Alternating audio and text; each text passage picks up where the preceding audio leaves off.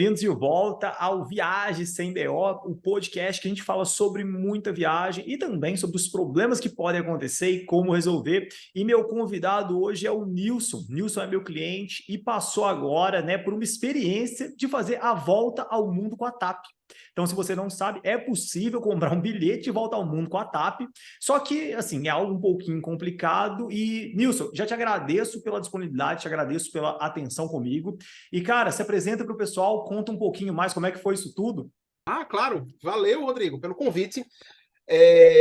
Bem, né, gente, eu gosto muito de viajar, né? Sou fã aí desse universo de viagens, mas eu sou, né, profissional na área de games, né? Eu sou professor universitário, pesquisador e estudo, né, jogos digitais. Então, a parte das viagens aí, ela segue como um hobby, né? Entre as pesquisas e as atividades docentes, né? Então, é,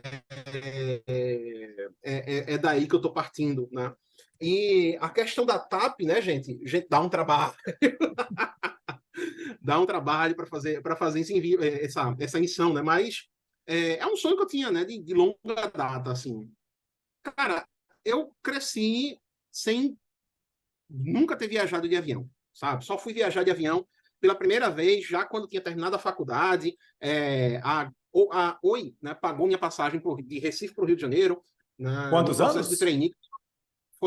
Eu estava com 23 anos, por Que aí, legal, né? cara. Eu estava fazendo um processo de trainee para eles. Eu tinha acabado da faculdade, e aí eles estavam precisando, fazendo a seleção de trainees e tal. Eu cheguei na última etapa eles pagaram a passagem para a gente ir para o Rio.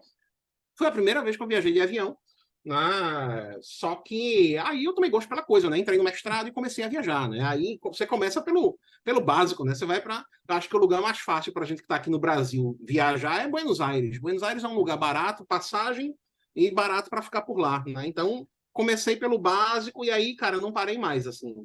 3, 4, 5 viagens internacionais por ano, pelo menos. 5 por ano? já cheguei a fazer já cheguei a fazer 5 no ano, mas aí foi muita loucura, assim. É. Foi 2 promobugs, né? Lembra dos promobugs, né? Os promobugs faz tempo que a gente não vê, né? A tal da... Desculpa o áudio aqui, eu esqueci de deixar mute, né?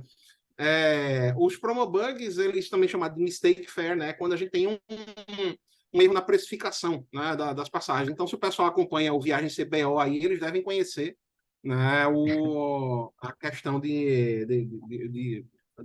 do promobug, né, da Qual que mistake fare, né? foi a mais barata que você pegou?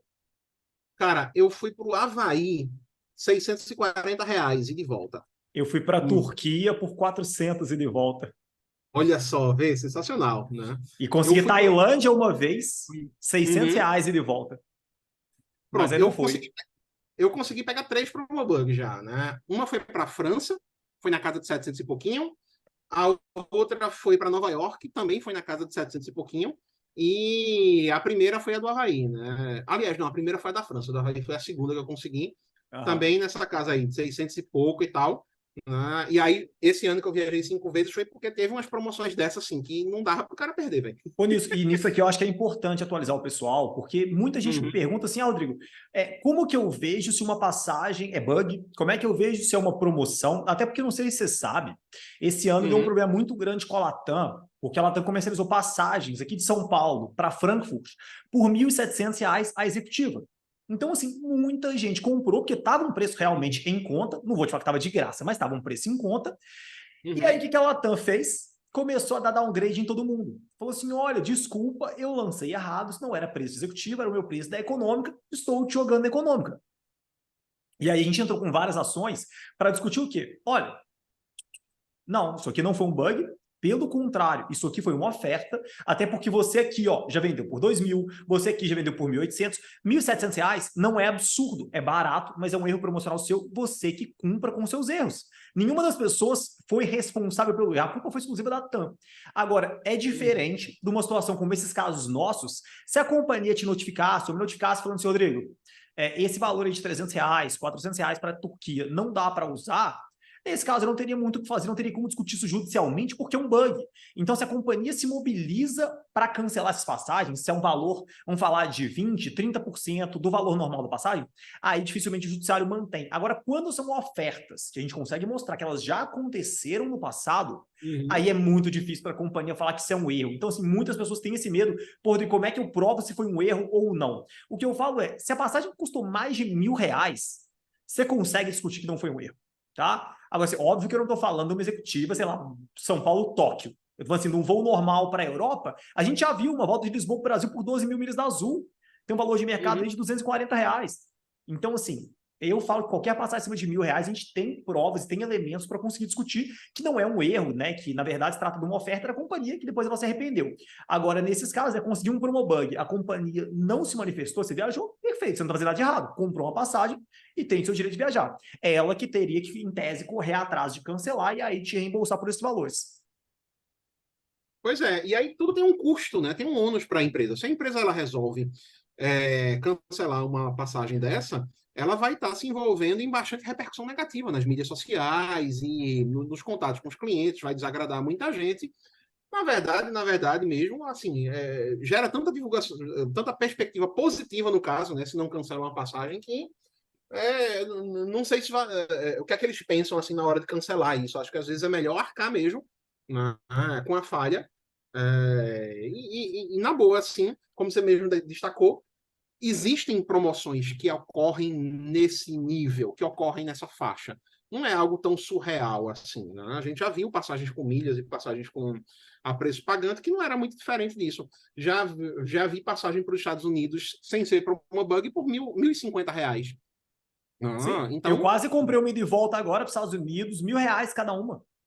olha aí. Óbvio que é com estratégia, né? Eu usaria um Companion Pass para minha esposa, comprar uma passagem com milha na data certa, mas no fim das contas, pelo preço do meu milheiro, ia sair a menos de R$ 1.000 cada uma. Então, assim, é muito fácil nessa faixa de preço a gente discutir que não é um erro, mas é um erro de oferta.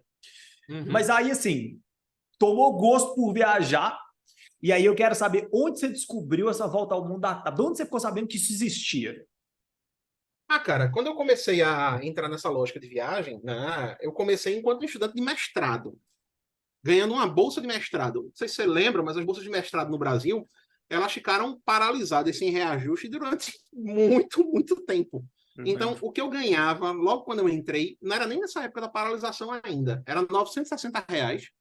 Isso tem 10 anos. Depois a bolsa subiu para 1.200. Pô, como é que um estudante que recebe uma bolsa vai viajar, fazer viagem internacional com R$ 1.200 de bolsa? Né? Então, você tem que começar a entrar nas estratégias, aí começar a entender. Lógica de cartão de crédito, eu já tinha relação com o Banco do Brasil há muito, muito tempo, porque era um banco que eu já utilizava desde garoto, né? Já tinha conta lá e tal. Então, foi fácil fazer uma estratégia de cartões por lá para começar a ganhar uns pontos, né? Começar a juntar os pontos que pai ganha, que mãe ganha, começa a centralizar, porque no Banco do Brasil você pode transferir ponto de parente para o outro, né? Se for pai, mãe, irmão, etc., Eu se não for um sabia. parente de primeiro grau, você pode transferir os pontos sem custo, né? Então, comecei a centralizar esses pontos, comecei a acompanhar blogs de viagem, comecei a acompanhar nem vídeo de YouTube na época, assim, eu não tinha muito vídeo de YouTube falando disso, mas comecei a acompanhar os blogs, comecei a acompanhar a galera que falava, né, sobre esse assunto, como o teu podcast hoje está fazendo, né? E a partir daí o cara vai aprendendo e vai desenvolvendo as estratégias. E aí você vai aprender, né, que o pessoal das comunidades de viagem gosta de chamar a passagem econômica de dog, gosta de, né, entender o que é um expert flyer, entender como é que se usa, né, sites avançados de busca e tal. E aí você começa a entender. Mas essa classe tarifária aqui, o que é que ela significa? O que é uma tarifa Word? Como é que o cara começa a procurar isso? Então, é bastante tempo de estudo e de ler e acompanhar, né? Conviver com as comunidades, entrar nos grupos de WhatsApp, ler os blogs, entrar nas listas de discussão, né? Entrar nos comentários, conversar com o pessoal. E a partir daí você vai cavando informação e vai maturando, né? Vai aprendendo. Lendo um desses blogs, né? Eu vi lá, na verdade, vários falavam, mas eu vi uma. Posso falar o nome do lugar ou não? Pode, pode. Pode. Então, o primeiro lugar que eu vi que me chamou a atenção disso foi no Passageiro de Primeira, que o pessoal fazia uma análise dos programas de milhagem e falavam dessas emissões assim. Só que o pessoal do passageiro de primeira, ele é muito focado em classe executiva, né? Apesar de eu ser um fã de viagem de longa data, assim, né? Já estou nessa história de viajar há um tempinho. Eu nunca cheguei a viajar de classe executiva, cara. É mesmo? Eu sempre, nunca cheguei a viajar de executiva, porque todas as vezes que eu vou para o uso, assim, eu digo, putz, é um custo por milha. Se você rende a sua milha na executiva, você está ganhando mais dinheiro, entre aspas, em cima daquela milha. Né? A tua milha vale mais, porque, sei lá, a passagem executiva vai ser 12 mil, e aí tu vai estar ganhando uma quantidade, em teoria, muito boa. Só que quando eu faço a ponta do lápis, eu penso assim, putz, mas se eu for viajar de executivo, eu vou fazer uma viagem esse ano. Se eu viajar de econômica, eu faço duas, três. Então eu vou duas, três vezes de econômica, porque o que me É. interessa mais é o destino. E assim, Wilson, eu Ah, acho que é uma então, coisa muito legal da gente pontuar, não sei se você tem hum, percebido isso, e assim, com uhum, óbvio, todo o respeito, toda a admiração a todo mundo que fala disso com seriedade, mas eu tenho visto uma proliferação muito grande dessa venda da executiva como se a executiva fosse o destino. Então, assim, nossa, você tem que viajar de executiva porque senão é, a sua viagem não vale nada. E assim, cara, é o que eu sempre falo. Você tem que absorver conteúdo sério. Vocês estão o pessoal do Passageiro de Primeira, o pessoal é genial, assim, sou fã deles. E, cara, se faz sentido para você o que eles ensinam, maravilhoso. Tem muita gente que não vai te vender, não vai te ensinar conteúdo de executivo, mas vai te ensinar viagem de econômica muito. E, cara, se faz sentido para você, maravilha. O que eu falo que é importante nesse mercado e que eu acho que as pessoas não têm tanta consciência é: entenda primeiro qual é a sua realidade e quais são os seus objetivos. Não queira viajar de executiva porque A, B ou C só viajam de executiva. É o que você já parou para pensar, é o que você quer? Se financeiramente faz sentido para você? Ou igual o Nilson falou, para ele faz muito mais sentido fazer mais viagens de econômica do que uma de executiva. Então, assim, igual essa febre de cartão, né, que estava com o tal do Dux, que todo mundo queria, porque tinha que ter. Ah, eu preciso de acesso ilimitado à sala VIP. Aí você perguntar para a pessoa assim: quantas vezes viagens por ano? Ah, duas. Aí eu falei, e para que você precisa de acesso ilimitado para a sala VIP? Mas não pensa, cara, fica reproduzindo as coisas, porque ouviu não sei quem falar, ouviu outra pessoa falar. Então, assim, aprendam a consumir conteúdos sérios. E tem muita gente muito boa produzindo conteúdo, mas saiba que a sua realidade ela é diferente da realidade da outra pessoa. Então, assim, você tem que ver o que funciona para você. Quer viajar de executiva e tem condição? Cara, perfeito, super legal. Viajar de executiva, eu já fui algumas vezes, acho maravilhoso. uhum. Mas, para mim, igual para você, o objetivo é muito mais o destino do que a viagem. Então, assim, se eu tiver que escolher entre viajar de econômica ou não viajar para viajar de executivo depois, eu prefiro de econômica. Pois é, então é a minha vibe. Inclusive, esse ano, né, eu já fiz 3 viagens. Eu fiz uma em janeiro, uma em fevereiro e agora volto ao mundo em junho e julho. E, cara, você falou do negócio de sala VIP, né? Eu nunca tive desses cartões que tem, acesso à sala VIP limitado e tal. Mas aí, pô, você tem um cartão da American Express que tem os lounges da American Express que você usa no mundo todo com sala VIP sem limitação de uso. E salas VIP legais. Você tem um ou outro cartão que vai te dar um Dragon Pass, que você consegue ir você e um parceiro uma vez por ano. Aí você tem uns 3 cartões de crédito, aí, né, sua esposa tem, ou seu parceiro tem também, né? Aí você, pô, eu consegui, né, nessa viagem de volta ao mundo, em todos os aeroportos a gente ficou em sala VIP. Todos os aeroportos que a gente passou, só utilizando cartão com uso de sala VIP limitado. Então, pô, se eu tivesse o ilimitado, seria sensacional? Seria, mas eu tenho cartões abaixo disso que for o suficiente para dar a volta ao mundo e também para usar na viagem que eu fiz em janeiro e fevereiro. Eu vou fazer outra viagem internacional esse ano. Cara, só se aparecer uma promoção mega absurda. Se não, é só ano que vem. Já esgotei a cota de 2023. Então não precisa mais, né? Ter esses usos assim, né? Então o cara tem que ter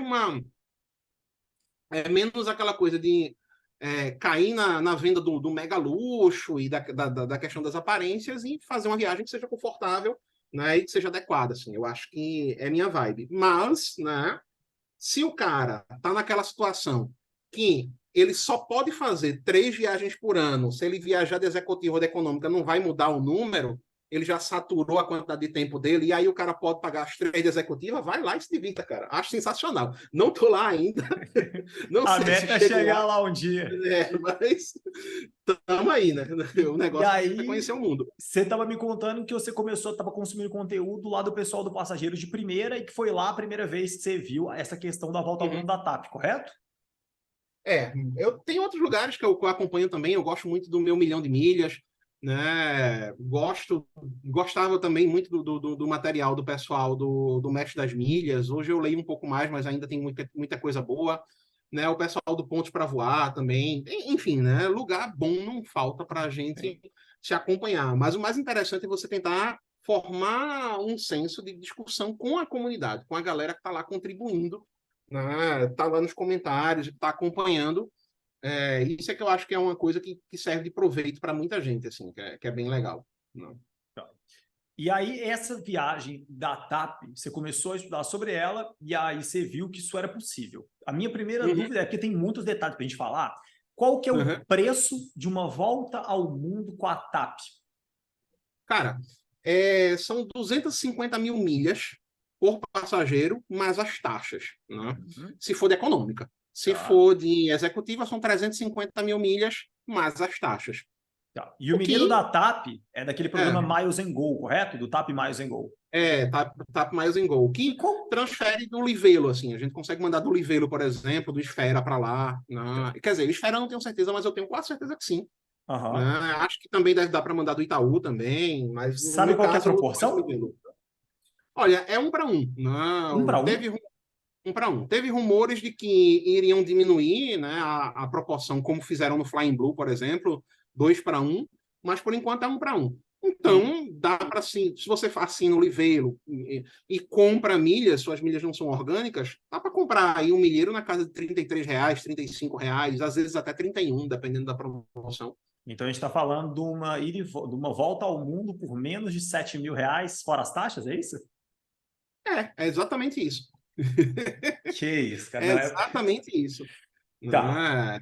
E No aí. caso das minhas milhas, eu ainda acumulei boa parte delas na época em que a gente ainda tinha aquelas promoções de 100% de bônus para TAP. Né? Não Uhum. existe mais isso, esse universo, mas aí eu já tinha quase 400 mil milhas lá, que assim, eu transmiti umas 100, quase 200, dobrou e chegou perto de 400 lá, e depois foi só completar no 1 para 1. Assim. É quase o bug da volta ao mundo esse aí. 7.000, duas passagens. Mas aí, meu amigo, beleza. Então conta pra galera. Você já descobriu que existia essa tarifa de 200 e quantas mil? 250 mil mais as taxas. E quanto de taxa que deu mais ou menos sua viagem, sabe? Vai depender muito quanto de taxa vai dar para você, depende muito das companhias com as quais você viaja, Uhum. porque tem a famosa, né, putz, como é? A taxa de a IQ, Combustível? né? A Taxa Y-Q. Y, tarifa de combustível, que saibam Isso, que é é combustível. ilegal. Se você gastou tarifa de combustível, se foi discriminado, você pode entrar com ação da Justiça do Uhum. Brasil pedindo a devolução desse valor de forma simples, está devidamente corrigido desde a data do pagamento. Olha só, sensacional, né? Porque dentro do programa da TAP, tem algumas companhias que não cobram Y-Q quando o voo sai do Brasil, mas cobram quando sai de outro lugar que não é do Brasil, né? Uhum. Enfim, no voo, nos 10 trechos que eu fiz, que é o máximo que você pode pegar, são 10 trechos, saiu por menos de R$ 2.100, 2.000 e pouquinho para cada passageiro de taxa. Né? Foi isso aí que deu, no caso da minha experiência. Vai variar, claro, para cada um. Ainda assim, se a gente fizer uma média, né, você está falando de menos de R$ 1.000 por voo. São 10 voos por menos de R$ 9.000. Num caso normal, né? Ele Uhum. comprou o milheiro na Livelo. Então, Eu, beleza. conhe... eu tive estudante que pagou isso para uma ida e volta para a Coreia. Não, é coisa de maluco. E aí, assim, você descobriu que isso era possível, descobriu o preço. E aí, como é que coloca isso em prática? Qual que é a regra? Como é que monta o roteiro? O que você resolveu nessa hora? A partir do momento em que você viu o preço, falou assim, cara, eu tenho milha para comprar isso aqui. Como é que foi? O primeiro ponto foi a estratégia de juntar as milhas, né? Porque, por exemplo, eu já comecei a fazer isso quando eu ainda era um estudante de doutorado, né? Com também bolsista, com uma bolsa um pouco melhor e tal, mas também não tinha esse salário todo, então tinha que ter uma estratégia muito boa no uso de cartão de acúmulo de milhas. E aí começou no Brasil aquela ascensão do cartão de crédito do Pão de Açúcar, né? Todo mundo a febre do Pão de Açúcar. 1 ponto por real, cada real. E eu digo, não, cara, eu não quero juntar ponto em Tudo Azul, que eu acho o pior programa nacional, assim, para o meu uso, para minha realidade. né? Eu acho o pior programa que tem em termos de custo. Não quero juntar tanto pontos assim no Smiles, não quero acumular essa quantidade de pontos assim na Latam. Assim. O que me interessa é programa internacional. Então, não entrei na febre do Pão de Açúcar, continuei utilizando os cartões que juntavam pontos, né, em programas que me deixassem transferir para a TAP. E a partir daí, a estratégia é o seguinte: é você entender como é que funciona essa tarifa. Como é que é essa tarifa de volta ao mundo da TAP? A tarifa de volta ao mundo ela é emitida com as parceiras da Star Alliance. Né? Então, tem muita companhia que você pode voar aí, porque a Star Alliance ela é relativamente grande. Né? As mais conhecidas seriam a Air Canada, a Avianca, mais conhecidas para a gente aqui no Brasil, né? Turkish United, né? Sei lá, Singapore, Copa. Tem muita companhia da Star Alliance. Então, a gente só pode voar com a Star Alliance. E aí você tem que montar de acordo com as regras. Você só pode girar o mundo num sentido, né? Ou leste para oeste, ou oeste para leste. Eu escolhi girar no sentido oeste para leste. Acho que deve ser um pouco mais difícil montar nesse sentido, mas eu escolhi montar nesse sentido para poder ficar mais fácil lidar com jet lag, que é um Tá? problema que você está girando o mundo, né, em É, poucos dias, assim, com muitos destinos, fica um pouco mais tranquilo, porque quando você gira nesse sentido, você tem que acordar um pouco mais tarde todos os dias e dormir um pouco mais tarde. É mais fácil da gente se adaptar nisso do que acordar mais cedo. A gente sim. lida isso quando a gente tem uma horinha de horário de verão, né? Imagina o jet lag, assim, de cada poucos dias a gente está mudando 3, 4 fuso horários, né? Uhum. Então, no sentido oeste, mas você pode escolher girar em qualquer um dos dois sentidos. Você pode ter 10 trechos voados, no máximo. Não pode ultrapassar 10 trechos. Pode ser menos. Você pode fazer a volta ao mundo com 6 trechos, com 7, mas não pode passar de 10. E você não pode fazer um stopover, né, de mais de 24 horas em mais de 6 destinos. Então, stopover, nesse caso, é a cidade onde você vai realmente explorar, né, por onde você realmente vai andar. Então, não pode ter mais de 6 destinos desses que você vai fazer. Num pensamento normal, é você pensar uma viagem com 6 destinos diferentes, mas botando aí no máximo, né, poucos voos com conexão. Tentar botar ao máximo voos diretos, né, Sim. nesse percurso. E aí, quando você vai procurar a passagem, a malícia, cara, é você utilizar, pelo menos foi assim que eu fiz, né? É você utilizar o site da United, tá? Para buscar as tarifas. Porque o site da United, lá dentro, na parte de busca na busca por milhas da United, que faz parte da Star Alliance, você consegue, né, ver voos da aliança inteira Sim.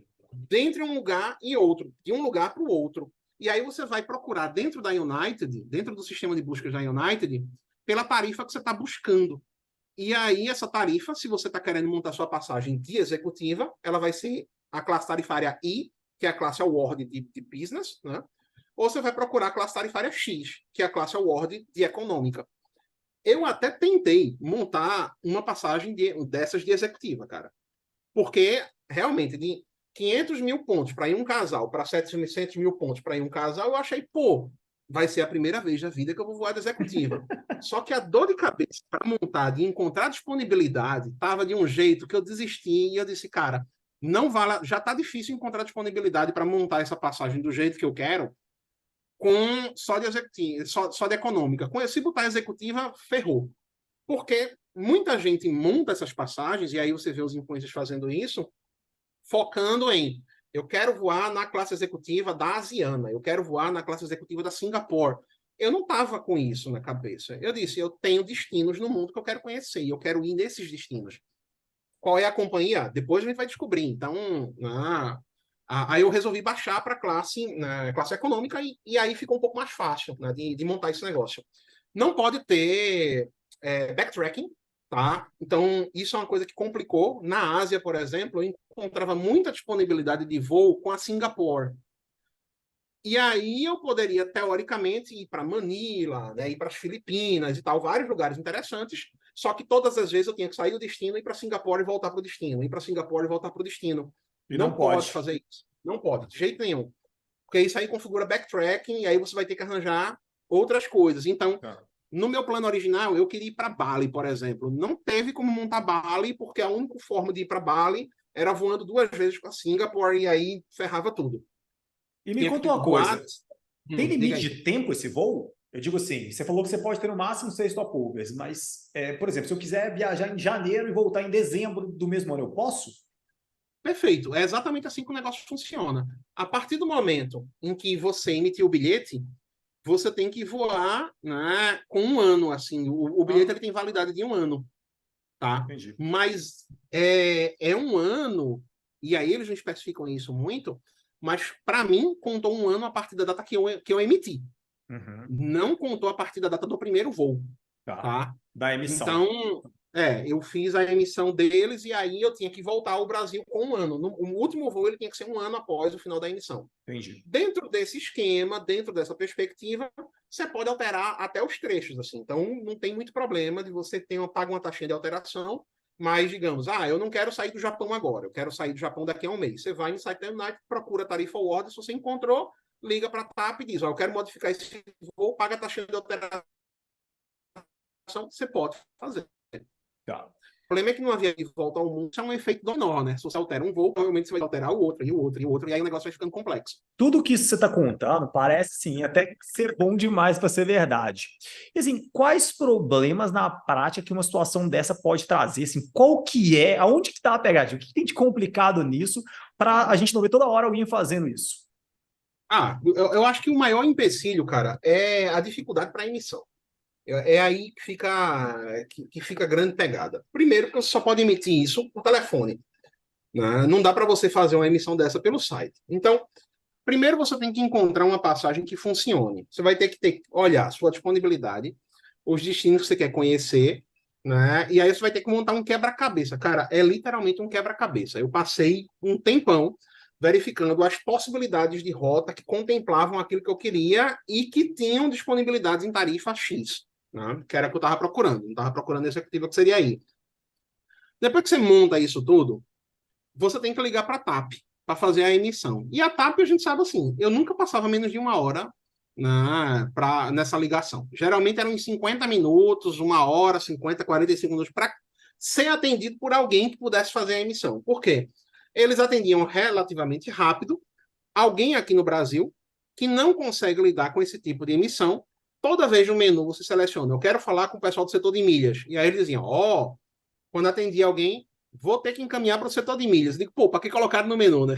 Uhum. O que eu quero fazer, emissão com milha. Se quando atende alguém, não é alguém que faz emissão com milha. Aí eles vão te transferir para Portugal.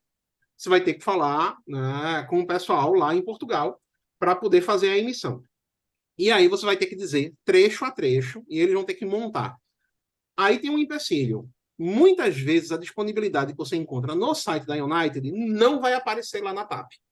Se não tiver na United, é 100% de chance que não aparece para o pessoal da TAP. Tem que ter na United, senão não aparece para eles lá, a não ser num caso raríssimo. Assim. Uhum. Mas não é porque está lá na United que eles vão conseguir encontrar. Então tem muito caso que os caras não acham. E aí você tem sempre que ter um plano B. Vamos tentar outro dia, vamos tentar outra companhia, vamos tentar outro destino, tal. Então você vai ter as rotas alternativas. A partir do momento que você conseguiu fazer tudo isso, você montou toda a sua passagem, o cara conseguiu fazer a reserva de todos os seus trechos, eles vão para a parte do pagamento. O pagamento não é automatizado. Você não pode simplesmente dizer, bota aí no meu cartão de crédito e tá tudo certo. Não. Eles vão encaminhar para um setor. Esse setor vai fazer o cálculo de quanto vai sair as taxas para você da sua viagem inteira e eles dizem para você, nós vamos entrar em contato com o senhor quando o cálculo tiver concluído, para que o senhor possa fazer o pagamento das taxas. Vocês vão entrar em contato? Vão. Eu digo, legal, então eu aguardo o e-mail de vocês, aguardo a ligação. E Rodrigo, assim, eu passei um mês para fazer essa emissão. Nunca eu recebi esse contato deles dizendo que as taxas foram emitidas, sabe? Então, logo na primeira vez, eu perguntei, quanto tempo demora para fazer essa emissão dessas taxas aí, fazer esse cálculo?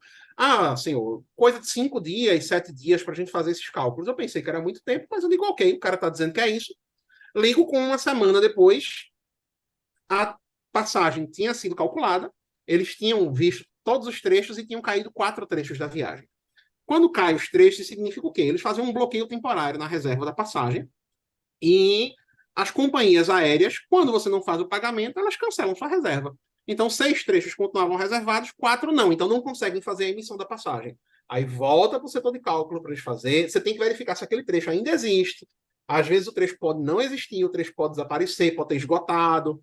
Né? Eu ia fazer essa viagem de volta ao mundo em dezembro e janeiro. Não consegui fazer em dezembro e janeiro, porque eles demoraram tanto nesse processo que os trechos desapareceram. E aí eu tive que colocar para junho e julho. Né? E você vai ficar nessa briga com a TAP. Eles nunca vão lhe avisar quando o cálculo está concluído, pelo menos na minha experiência, nunca avisaram. E aí você tem que ficar perturbando eles. Você liga no outro dia, liga com 2 dias. E aí, tá pronto? Não, ainda não tá pronto. Liga, e cada vez que você liga é 1 hora. Né? Cada vez que você liga é 1 hora que você vai gastar para você descobrir isso. E aí, tinha uma companhia aérea, por exemplo, a Air India. A Air India, ela não deixava a reserva durar mais do que, eu acho que 36 horas. Porque em nenhuma instância que eu tentei emitir essa passagem, eles faziam o cálculo antes da Air India derrubar a passagem. As outras companhias ainda tinham 48 horas e tal. A Air India sempre caía. Então, já foi mais um problema. Agora eu tenho que tirar a Índia do meu percurso ou fazer uma outra volta aí, né, sendo um pouco mais criativo, porque não dá para contar com a Air India, porque ela sempre caía antes dos caras fazerem o cálculo. E aí você vai procurar companhias alternativas, rotas alternativas. Né? Cara, foi um mês.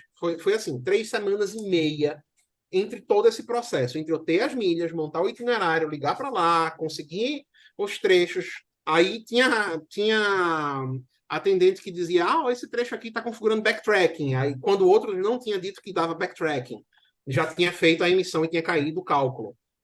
Aí volta, aí vai ter que refazer tudo, porque aquele atendente não ia deixar você fazer a emissão com aquele trecho.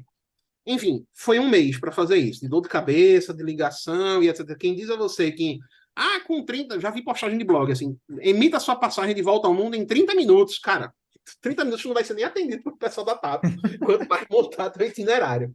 Não existe isso. Então, eu acho que essa é a grande barreira, sabe? Dá muito trabalho você conseguir fazer essa emissão. E, claro que eu aprendi muito durante o processo, vi como era a melhor forma de fazer.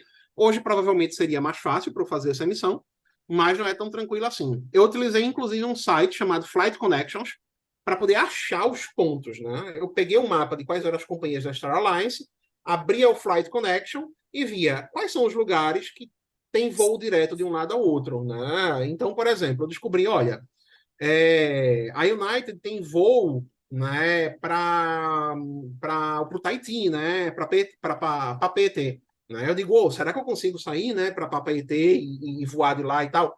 Não existia disponibilidade, mas assim, foi uma coisa que eu tentei fazer. Então você vai usando o Flight Connection, você vai achando as possibilidades de conexão, né, gera o teu percurso e aí tá, tranquilo. Aí no meio do caminho podem haver o quê? Os cancelamentos, né? Você está emitindo uma tarifa com muita antecedência, numa coisa meio de dominó. Se cair uma coisa, pode ferrar tudo. E a TAP, cara, pelo que eu descobri, ela não vai te avisar quando acontecerem cancelamentos. O meu voo saindo do Brasil, ele teve cancelamentos assim umas 2 vezes e eu tive que ligar para a TAP para poder realocar. Porque o voo, eu acho que deixou de existir mesmo, mudou o número, alguma coisa. Existia um voo parecido, com disponibilidade ampla e tal, mas eu acho que mudaram o número do voo, alguma coisa. E aí eles ficam lá dizendo assim, olha, seu voo não existe mais e tal, ligue para botar. Mantendo o itinerário, eu consegui resolver isso antes da viagem, mas eles não avisavam. Então, assim, você emitiu para voar daqui a 3 meses? Daqui a um mês você abre o site e vê se está tudo certo. Daqui a 2 meses você abre e vê se está tudo certo. Uma semana antes abre e vê se está tudo certo. Você vai sempre verificando. E é verdade isso que se cair uma, cai em todas? Não cai todas. Não? Mas você não consegue fazer a viagem se cair um. É porque eu tinha ouvido isso alguma vez, que se caía uma, você tinha que refazer o itinerário inteiro. Então, você só vai ter que dar um jeito de ligar aquela conexão faltante, porque senão o seu voo trava todo. Exatamente. E aí, assim, tem soluções para isso. Existe uma coisa que eu precisei utilizar para fazer o meu itinerário. O meu itinerário não batia de jeito nenhum da forma como eu queria. Mas aí eles permitem você fazer um open jaw, né? Que, para quem não sabe, né, é quando a gente emite uma passagem que a gente... Se eu estou emitindo um open jaw para a Europa, né? Então eu saio de São Paulo, vou para Paris e volto de Amsterdã. Isso é um open jaw, né? Aí de volta ela começa por destinos diferentes. Dá para você fazer um open jaw com uma viagem de volta ao mundo. Qual foi o open jaw que eu utilizei? eu não conseguia visitar a Tailândia e Singapura saindo do Japão, porque tudo envolvia Singapura. Então, eu cancelei o trecho de Japão para Bangkok e Bangkok para Singapura e eu deixei um Open Jaw. Eu chego no Japão, eu chego em Tóquio e eu saio de Singapura. E aí eu utilizei milhas da Avianca para emitir voos internos da Ásia, que a Avianca para emitir voo interno da Ásia é uma delícia, assim, é muito barato para você emitir, né, voo interno da Ásia com milhas mesmo, tem várias companhias que vão ter facilidades aí. Então eu deixei aberto, não, minha viagem de volta ao mundo ela não conectava o Japão com Singapura e eu fiz essa conexão por fora, assim, um trecho extra, né, para poder pegar essa volta. E aí tem essa questão de cair o voo, né? Se você não embarca em um voo desse que caiu, aí você é considerado como no-show. Né? Se você der no-show, aí o negócio fica mais complicado. Assim, aí eu acho que o resto cai tudo. Ainda bem que isso não aconteceu comigo, mas aconteceu um caso problemático que foi no dia que eu ia sair de uma cidade americana para continuar a viagem para a Ásia, o voo, na hora de fazer o check-in, eu descubro que o voo era no outro dia, assim, foi adiado 24 horas e a companhia não notificou. Não notifica. Então, você já com o hotel reservado, você já, sabe, com tudo organizado, hotel reservado no destino, hotel reservado na partida, com todo o seu itinerário traçado, o que é que você vai fazer no lugar de saída e tal, e aí você descobre, olha, tu acabou de perder 24 horas no destino e tu vai ter que passar mais 24 horas no lugar onde tu tá agora, cancela o hotel lá, ou tenta negociar, vê se tem vaga para o hotel aqui, arranja a programação para o que tu vai fazer aqui e tal, né? E isso com ligação internacional. Cara, eu não gosto de fazer propaganda para companhia nenhuma, mas a melhor coisa que eu fiz na minha vida antes de pegar essa viagem foi fazer aquele plano da Claro, que é o plano o plano de Conecta Internet? Mundo, sei lá, alguma coisa assim, né? Que ele tem um Conecta, eu acho que ele tem um Conecta América, tem um Conecta Mundo, são 80 países diferentes que você chega com seu celular lá e na hora que o avião pousa, dá 10 minutos você está conectado na rede de lá. E funcionou, cara. Eu fiquei com o maior medo de chegar por aí, tá sem E não conexão de tem internet e tal. internet. Porque banco, né? Os bancos brasileiros, eles estão com uma ideia estúpida, estúpida, completamente estúpida, de você faz uma compra em algum lugar e eles te mandam um SMS para você confirmar a compra. Cara, se eu estou no exterior, como diabos eu vou receber um SMS? Ah, detectamos que você fez uma compra em Paris aí. Manda um SMS para mim. Cara, vai chegar como? Geralmente, quando eu viajava para o exterior, ou eu ficava sem chip, dependendo de Wi-Fi, dependendo do destino, ou eu comprava um chip local. Se eu fosse demorar mais tempo, ou se fosse mais importante, então eu compro um chip pré-pago de uma semana, 10 dias nos Estados Unidos, em Paris e tal. Mas aí, se o teu banco implica com tua compra e ele te manda um SMS, tu não tem como confirmar nunca. Aconteceu isso nessa viagem e o diabo do SMS chegou porque eu tinha esse plano, sabe? Então, assim, nossa, ajudou muito a resolver bronca esse negócio, sabe? Sempre que acontecia algum problema, alguma coisa, você sabia que você podia ligar para os números do lugar onde você estava e para os números do Brasil e receber SMS, desbloquear o negócio do banco. Eu, Então, quando aconteceu essa bronca lá nos Estados Unidos, eu consegui ligar para a TAP, né? Sem ter grandes problemas assim para poder resolver esse adiamento de voo, né? eu perdi meu PDA na Argentina. Fui usar ele para pagar um Cabify lá. E aí eles mandaram a mensagem óbvio que não chegou. Uhum. Resultado, bloquearam o meu cartão. E aí eu falei, ah, cara, deixa pra lá. Deixei esse cartão e depois eu enterrei ele, coitado. Foi abandonado. Pois E, é, e assim, ô Nilson, fazendo um eu, apanhado geral, cara, se eu tivesse que falar assim, o valor agregado dessa experiência sua toda, de tudo que você pode conhecer, levando em conta o tempo que você gastou, o preço que você pagou, assim, o panorama geral, é algo que você acha que vale a pena? Você recomenda para as pessoas? Ou você fala assim, pô, Rodrigo, dá muito mais trabalho do que resultado? Qual que é a sua avaliação para quem está ouvindo a gente, para quem quer tentar fazer essa volta ao mundo com a TAP? eu acho que o negócio é o seguinte: é você não cair em papo de influencer. Eu já vi influencer, faz a postagem assim, diz: olha, né? Tem a promoção do Livelo aqui, você compra o ponto a R$ 30 e aí você transfere para a TAP com bônus não sei quanto, você faz uma viagem de volta ao mundo por X, assim, e o cara já vende o produto final para você como se fosse 1 mais 1 igual a 2. E não é 1 mais 1 igual a 2. Tem muita coisa aí nesse meio do caminho. Né? Não é uma conta tão simples assim. Então, para mim, valeu muito a pena. Faria de novo, sabe? Mas você tem que saber onde é que você está entrando. Você tem que saber que o processo não é tão direto assim, que dá trabalho, demanda investimento, demanda aprendizado. Investimento não é de grana, não, é de tempo e de aprendizado. Você tem que entender como é que o negócio funciona. Não é uma tarefa simples, não é uma tarefa que qualquer pessoa que está entrando no mundo das milhas assim vai conseguir emitir muito fácil, não vai assim. É uma coisa que tem uma barreira de entrada aí, né? O custo-benefício é excelente, mas assim demora. Então, quem quer entrar nessa entra sabendo que vai ter um trabalhinho, que vai ter que aprender um bocado, que vai ter que estudar, que vai ter que gastar bastante tempo para poder fazer esse negócio acontecer, né? E dor de cabeça também. Eu até brinquei com o Nilson, eu falei com ele que ele tinha que especializar, lançar uma agência de volta ao mundo da TAP e fazer isso para você. Mas assim, é um serviço que vai custar caro, né? Cara, tem que cobrar bem isso aí, viu? Esse Ô, serviço. Nis, e deixa eu te perguntar uma coisa, para quem quiser trocar uma ideia com você, conversar com você no Instagram, como é que te acha? Qual que é o seu contato lá? Procura por Nilson Errante no Instagram. É Então, um. Eu confesso que eu não usava muito Instagram, estou começando a usar há pouco tempo, mas toda essa volta ao mundo que eu dei, eu comecei a postar hoje, assim. Então, vai começar a aparecer mais coisa lá, o itinerário que eu fiz, as distâncias, os lugares quando a gente passou. Então, é só seguir lá, Nilson Errante. e assim, Nilson, eu até aproveito, cara, para te agradecer de novo pela disponibilidade. Obrigado mesmo. Eu falo assim, nesse nosso meio de produção de conteúdo, tem muita gente que guarda as coisas para ele, ou não quer compartilhar, ou compartilha, igual você falou, né? Como se fosse muito simples, algo que não é. E, cara, meu objetivo aqui é compartilhar a realidade, compartilhar viagens de pessoas de verdade que fazem coisas de verdade que podem ser muito legais. Eu falo que a ideia é sempre viajar sem BO, daí o nome Viagem Sem BO. Mas muitas vezes BOs acontecem. Acontece BO na viagem de Belo Horizonte para São Paulo ou na volta ao mundo da TAP. E o ponto central é: BOs em viagens acontecem. O que fazer e o que você tem que saber quando esse BO acontece para você não se estressar, para você saber que prova você produz, para você ficar menos sofrido naquela hora e depois para buscar a reparação dos seus direitos. Então, eu acho que é muito legal a gente conversar sobre esses dois lados, né? Tanto o jurídico quanto de experiência.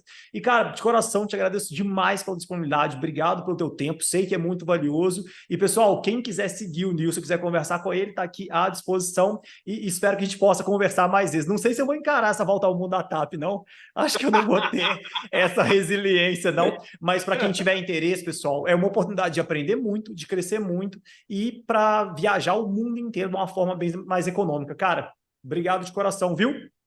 Valeu muito pelo convite, Rodrigo. E eu espero que o pessoal realmente aprenda para viajar sem BO. Tamo junto, meu irmão. Grande abraço. Falou.